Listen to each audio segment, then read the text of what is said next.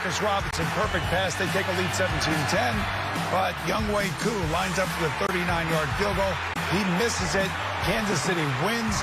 They go on to secure the #1 seed. Patrick Mahomes, 24-44. Not a great game. 2 TDs and 1 interception. Matt Ryan, 27-35, 300. Wow. And 2 TDs. He did have a great game. Atlanta continues to lose games late in games. They're going to go through a whole new flushing what's going on down there. But for the Chiefs, they have not played great. No. Yeah. Right? I mean, they haven't played great. They're winning these games. We're just talking about this at the break, and it's just, you know, you almost would like them to lose a game, and they're just to get the reality that you can't just turn this on. As you start to go into the playoffs, you say, well, who can compete against the Chiefs? I'm going to say the way they're playing right now, anybody can on any given Sunday. Because I'll tell you what, some of the teams are trending this way. They've kind of plateaued, in my opinion, how they've played. Yeah, 2 things come to mind. One, that there are no invincible teams in the league. Even though the Saints, led by Alvin Kamara, they look really good this weekend. When you look at the Chiefs, they don't have that same type of energy, that pump fear across the league at the beginning of their Super Bowl run last year. But also, though, you have to think about what happened in the postseason.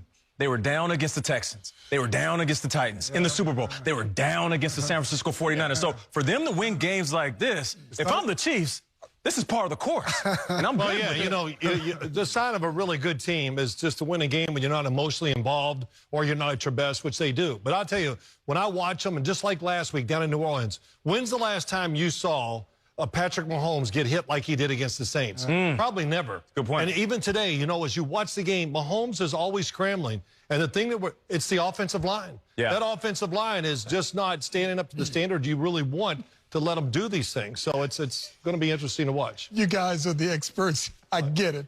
But I still like the fact they got a track team to call on whenever they need it going into the postseason. I think they're going to be all right. It's all right, JB. You know, and when you watch them, and when you watch some of the plays that they run, I kind of think that Andy Reid's going, these guys are bored. We got to come up with something just to keep them going. Right. So once we get to the playoffs, you know, they're going to get the first round bye.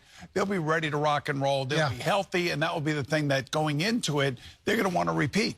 You know what'll be interesting to me is, like, there's so many teams that don't have the bye. Only one team has a bye. How do you approach next week? Pittsburgh Steelers. Does Ben Roethlisberger even play? I think I have to seriously consider sitting him right now.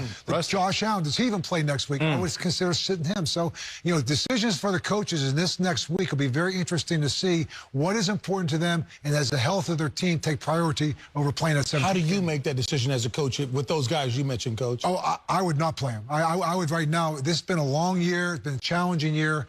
I would sit there and take the health of my team and prioritize that over any seeding that I have as long as I'm in the playoffs. And given the current circumstances surrounding the COVID-19 protocols, you might want to just wrap these dudes in bubble wrap and say, hey, sit your butt at home, because you see what happened to the Cleveland that highlight the cultural fabric of their respective hometowns.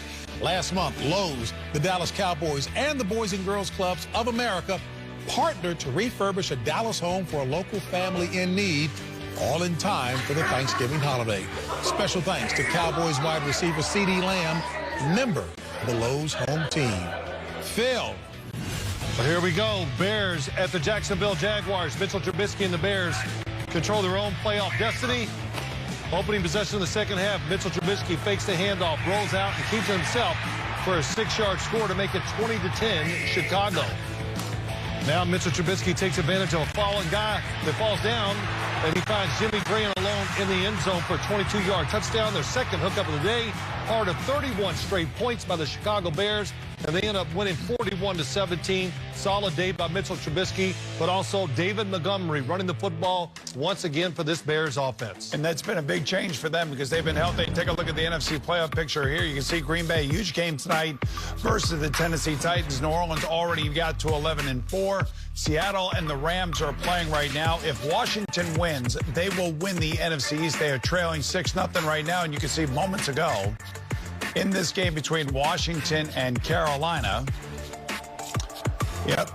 Moments ago, we had a muffed punt by the Washington football team, and it was recovered by Carolina. They missed the extra point, I do believe. And Carolina is up 6-0 right now over Washington. Like I said, if they win the NFC East, and they'll secure the 4 seed, which makes the 5 seed, I believe, in the NFC a very, very attractive seed, unless, of course, you're the quarterback of the team that has to go to Washington and play against this defensive lineman. Philadelphia and Dallas. Philadelphia up 7-0, so good start by them. Dallas Miles Sanders had a 4-yard run for a touchdown. So Philadelphia, man, with Jalen Hurts, they are moving forward for sure. Interesting how so much talk prior to Hurts being inserted was, oh, no, he's definitely not ready. You know, the guys, I mean, please, when they get out there, they show what they can do. Yeah, they do. And I think, again, I wouldn't give up on Carson Wentz at all. I think what Doug Peterson did, he had to do. And Jalen Hurts has given him a big boost right now. And, you know, if they can finish this thing off, they're going to go in there hot. The two teams that playoff thing that I look at, to me, are dangerous, I think, is Tampa Bay and New Orleans. I just feel like they're coming and playing their best football at the right time of the year right now. Those two teams, to me, they look like the best two teams in the NFC. Two of the oldest quarterbacks in the league, by the way. Yeah. And Tom Brady may have played the best 4 quarters of football that he's ever played over the last 2 games, the third and fourth quarter of the previous game, and then obviously against Detroit the first half. He threw for 668 yards and 7 touchdowns in 4 quarters of play. What was that against? Well, again, I understand. Well, you can't. No, I know. He does it to me. I'm just having fun. Yeah, you can't help who they play against. But, you know, I agree because when you look at Tom Brady, the criticism was how soon was he going to take over that playbook? And we want to jump down Tom Brady's throat because we praise him so much, and rightfully so. When he makes mistakes, he doesn't play well, we should be able to say something. But we don't keep in mind the fact that he's also learning the playbook while trying to be the leader of this team. And now, all of a sudden, that Antonio Brown experiment, it's not looking like such an experiment anymore. You know what he's become? He's become Peyton Manning of the Broncos. When Peyton Manning went to the Broncos, he brought in his whole system. Yeah. The whole building changed. I think Tom tried to, you know, form himself to Bruce Arians' system, then changed it midseason, got a little more of his stuff in there, and now he has taken over that building and is showing that team how to win. Well, and the other guy that you can't miss is Aaron Rodgers, right? But they're playing a team tonight, I think it is, the Tennessee Titans.